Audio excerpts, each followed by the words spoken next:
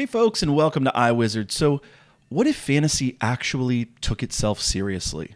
What if it aimed for the same heights as great literature, the same depth of character and psychological penetration and, deep human understanding? Robin Hobb's Assassin's Apprentice, book one of the Farseer trilogy, shows us exactly what that looks like. And in my opinion, it makes a lot of modern fantasy feel, I'm sorry to say, kind of shallow in comparison. So we're going to talk about why that is. Stay tuned.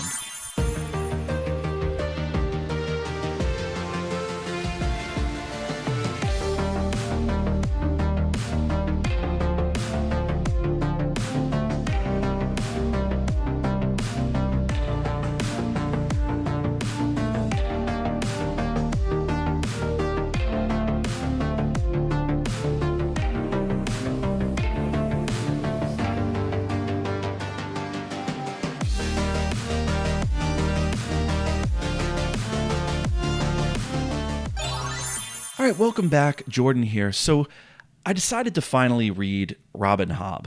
I've had so many people recommend her books to me over the years, and so many of the booktubers that I pal around with just praise her to the moon. And so I decided to finally take the plunge. And I have to say, this book, Assassin's Apprentice, was absolutely wonderful. Just truly amazing stuff. So let's get into what I loved about this book and why I think we desperately need more fantasy like hers. But first, I want to start with this. Like a lot of other booktubers, and I'm including folks like Mike from Mike's Books in this, who recently made a video about this topic, I've just felt underwhelmed by a good deal of modern fantasy, to put it gently. And by modern here, in this context, I'm really talking about a lot of the stuff that's been published since the early 2000s. Now, I'm not saying that there aren't some massively talented people out there writing in this genre. There are. And I'm really not in this video trying to make a generalization about any one subgenre or type of fantasy. People love to beat up on romantasy and cozy fantasy and urban fantasy.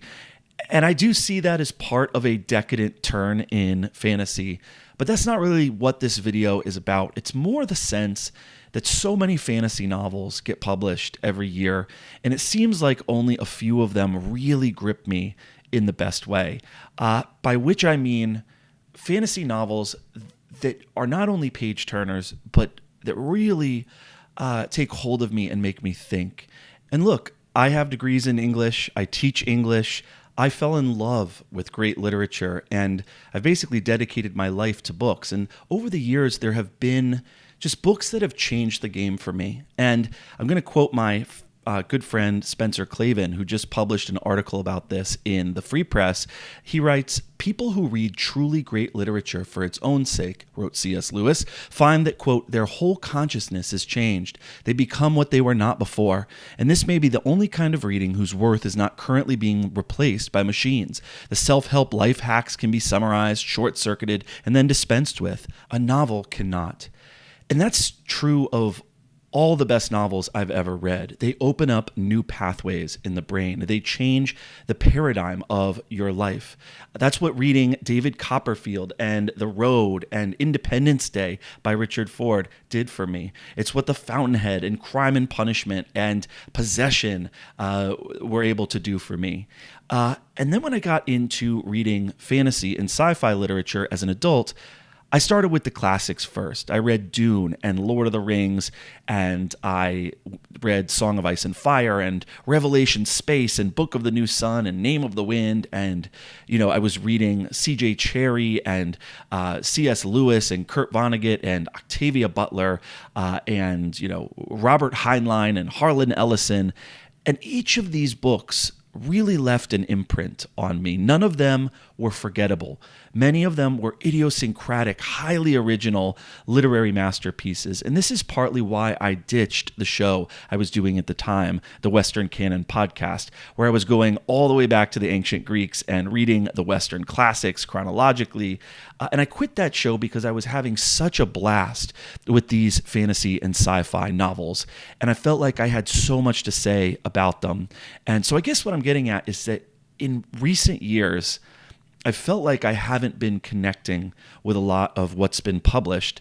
And I was finding myself rereading the great books I first fell in love with, out of the sense that I don't want to waste my time reading bad books, ever.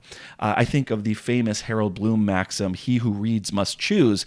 And what he was getting at there was that life is short. There's only so much time, and reading takes your full immersion and focus. And so as readers, we really want to spend our time reading the best books we can get our hands on, the best that has been thought and said, to quote Matthew Arnold, the great conversation of history. And so in that spirit, I've found myself kind of going back to the classics of fantasy, rereading Song of Ice and Fire, rereading Lord of the Rings and Dune and A Wizard of Earthsea, and even some of my more lowbrow comfort reads, books that do tropes well and are magical and fun, even if they're not particularly difficult, like the Dark Elf trilogy or the Belgariad or Harry Potter even. But here's the thing. I want to read newer books. I want to feel connected to what's happening in modern fantasy. And it feels, not always, but often, that when I discover a new modern fantasy author that I connect with, they stop writing. I first started reading Song of Ice and Fire in 2013. That was less than 2 years after A Dance with Dragons came out. And so I remember being like, oh man, this guy is my new favorite fantasy author. I'll just read all these books, and then by the time I get through all of them, he'll be done with the next one. Well, you know the story. It's 2025 now, and there hasn't been a next one. I remember enjoying Name of the Wind. I read that one in 2014, read it twice actually, and I thought, maybe this guy's going to be a new favorite. He came out with The Wise Man's Fear in 2011, so I thought, okay, pretty soon we'll get the third book, and no. It's 2025 and there hasn't been a third book. How about Scott Lynch or Jonathan Renshaw, right? So I have tried, and I found some really great authors that I connect with. But my point is that so few of these books that have been published in the past 25 years or so have really captivated me or edified me or blown me away or stuck with me over the years. That's a big one, when books take hold of you and you can't get them out of your head.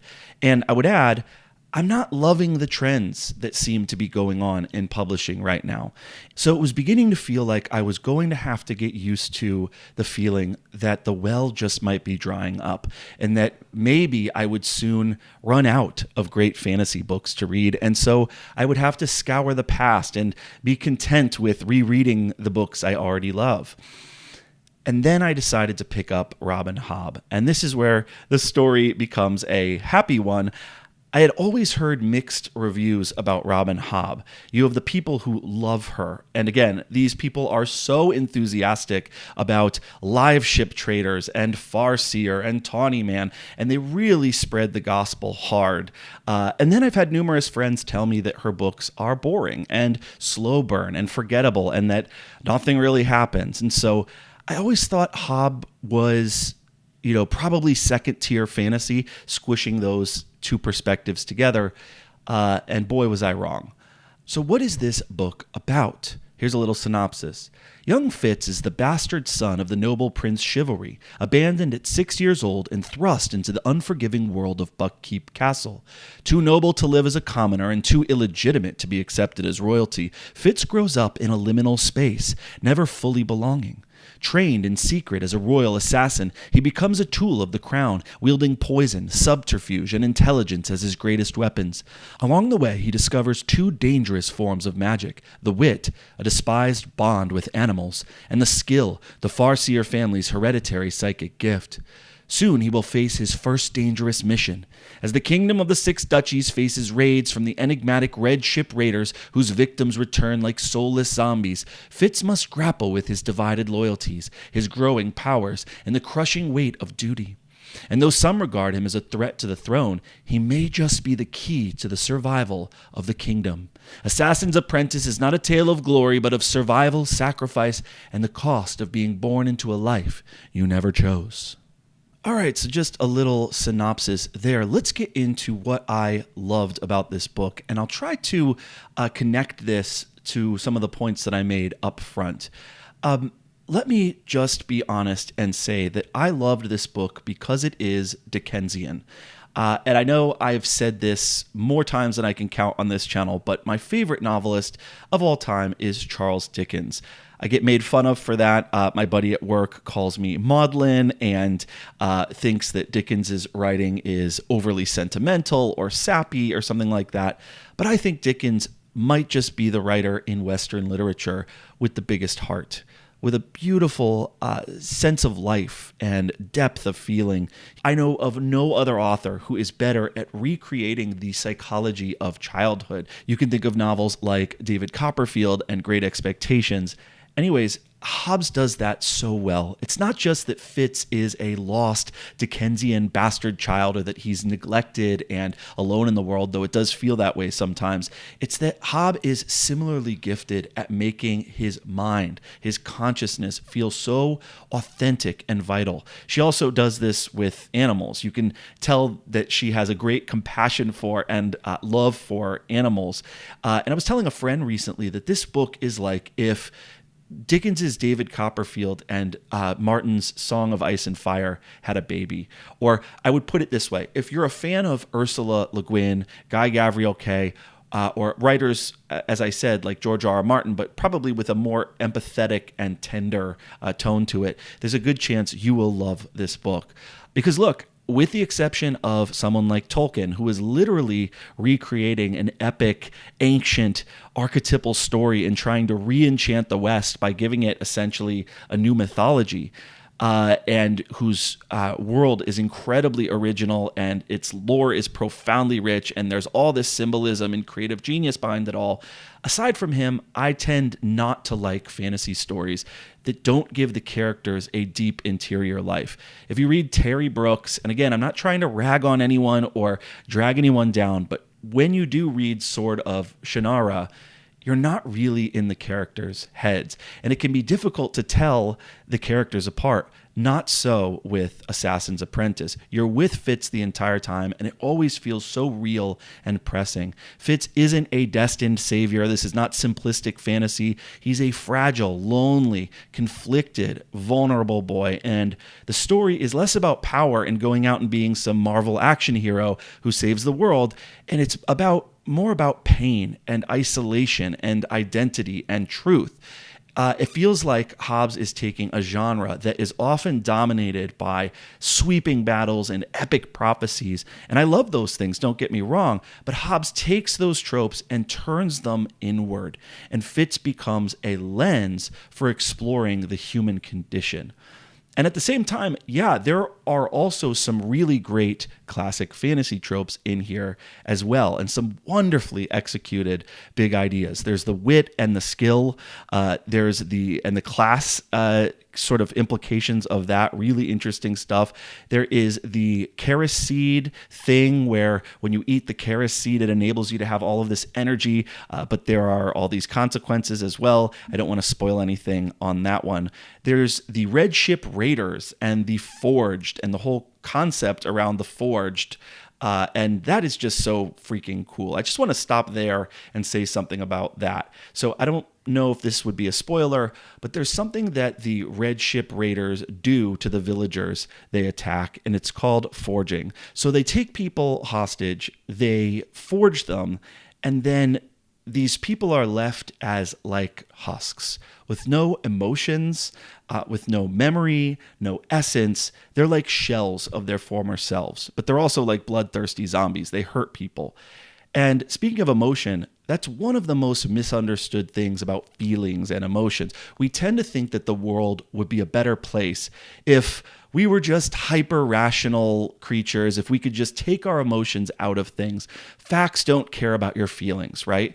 But as Jonathan Haidt, the social psychologist, points out in his book, The Righteous Mind, reason can justify so many heinous, evil, immoral things. Put aside the fact that we're not very good at reasoning and we make mistakes, and just focus on the fact that without emotions, without intuitions and feelings, we're essentially just sociopaths. And Haidt talks about the fact that emotions and feelings are the reason, essentially, that you don't kill your mother when you're mad at her. We tend to think it's because, no, it's because I'm a rational creature and murder is irrational and wrong.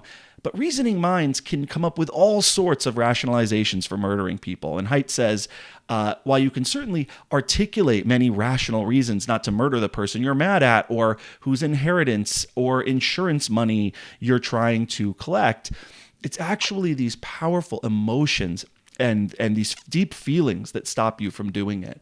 So when these people are forged, that gets removed and the consequences are dire. You have to kill these people in the same way that you have to kill zombies, basically, and put them out of their misery. And my gosh, there are so many implications of this.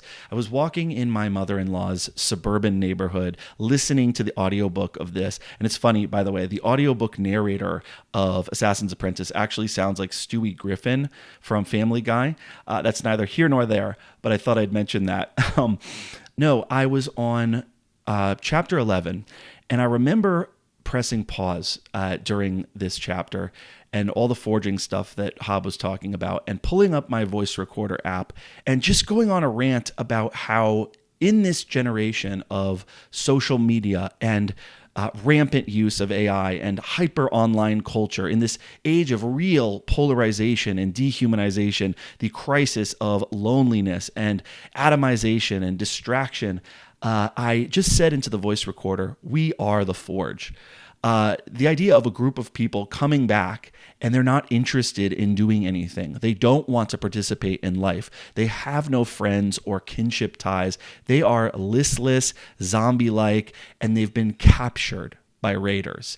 And I was thinking about how the Red Ship raiders are TikTok and Instagram and X and Facebook and smartphones and ChatGPT. And so anyways, I don't know. I'm sure I sound like I've smoked too much weed and I'm having a late night, a conspiratorial dorm room conversation with a bunch of other stoners. But I just point this out to, in the service of explaining how much truly cool and thoughtful fantasy stuff is in here.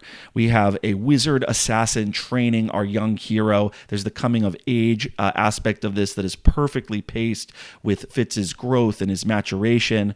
The politics in this book are pretty simplistic but good, especially at the end with Regal and Prince Rurisk and Princess Ketcherkin. And I really like that there are no easy answers and that Fitz is someone who plays his cards close to the vest and really strategizes things out. It's kind of fun reading a story where the narrator is often stuck between a rock and a hard place politically, and as an assassin, we get to be inside of his head as he puzzles things out and examines his next moves.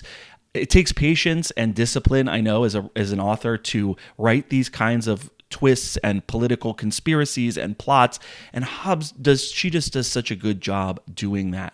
In terms of the pacing, the way that she lingers, letting us live inside Fitz's head, growing up with him, suffering with him, instead of just rushing through plot points and externalizing everything, that intimacy makes the world feel immediate and alive. But I would say, yes, the critics that say that her writing is sometimes slow, she does take it slow. She invests in atmosphere, in emotional realism. She really explores the nuances of human relationships, and that is rarely boring to me. And that's the thing. We've gotten to this place in this community where we have no patience. We want instant gratification. We want endless action sequences and constant, nonstop forward momentum with barely any chance to breathe. And I hate to bring this up, but I'm going to give you guys an example. I was online the other day, and I saw a post on the Christopher Rocchio Facebook page. And I crossed out the name here because I don't want to call anyone out, and I certainly don't want it to seem like I'm shaming anyone or anything like that. But it's just a representative sample of the kind of thing I'm seeing so frequently. And I'll just read it here.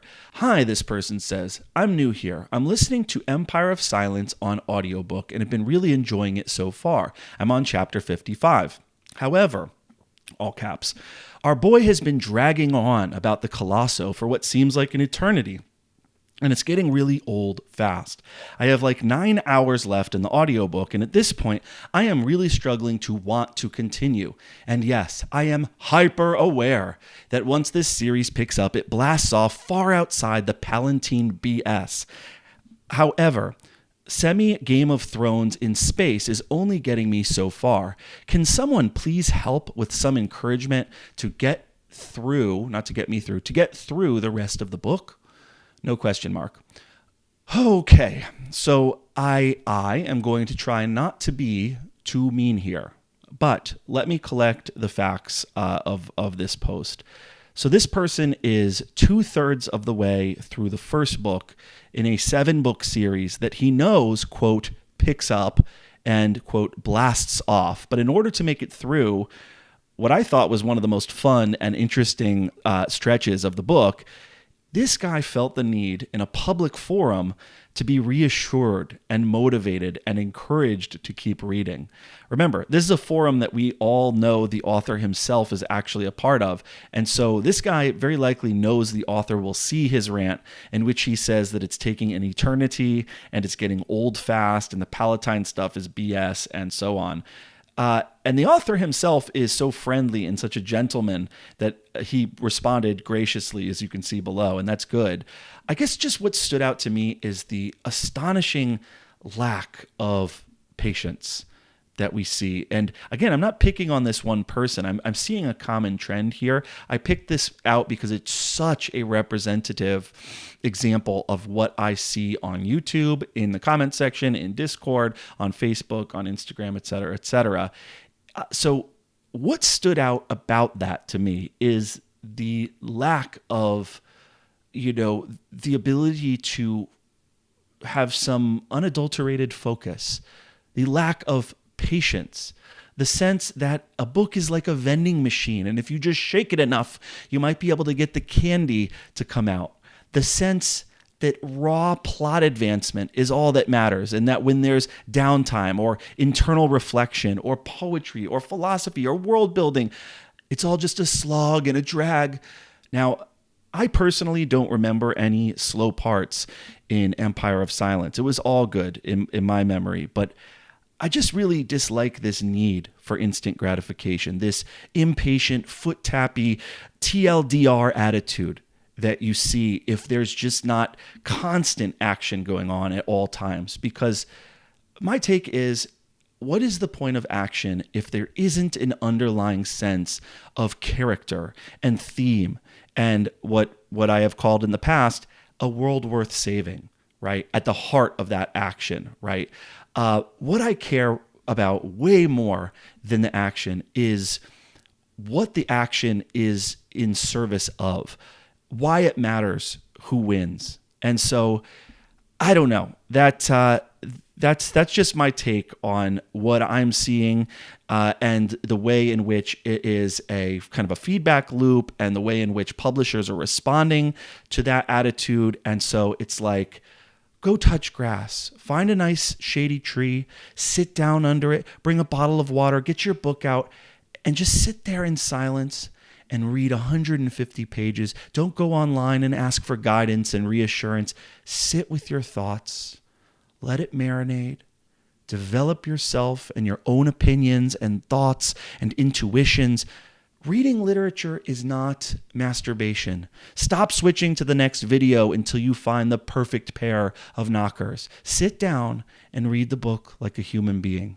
So anyhow, long story short, in this era, in the literary landscape of modern popular fantasy, of fast market trends and book talk and romantasy and people acting generally like coke addicts who need everything to titillate them in the basest of ways, I love to see someone like Hobb slowing down and plumbing the depths of the human psyche. I love to see this literary ambition in fantasy.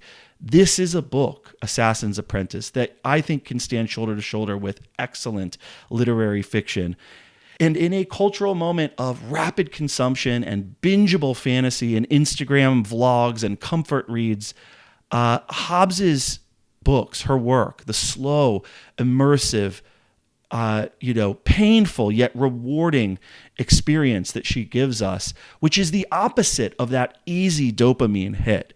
It almost feels like countercultural almost. It's art that stays with you. So, all right, I think that is going to be it for today. If you enjoy literary fiction, but you want magic, if you like psychological realism, careful prose, subtle world building, and moral ambiguity, this is the perfect bridge between that grimdark stuff and the high fantasy, and also of high literature. And so I would very much recommend that you check this book out. Okay, that is all. Please let me know below what you think of this series. Have you read the whole thing? Does it stay good the whole time? Have you read more of Hobb beyond Farseer? Is Live Ship better than Farseer? Drop a comment below. I would love to hear from you. And follow us on Facebook, on Goodreads, on Instagram, and without further ado, happy reading.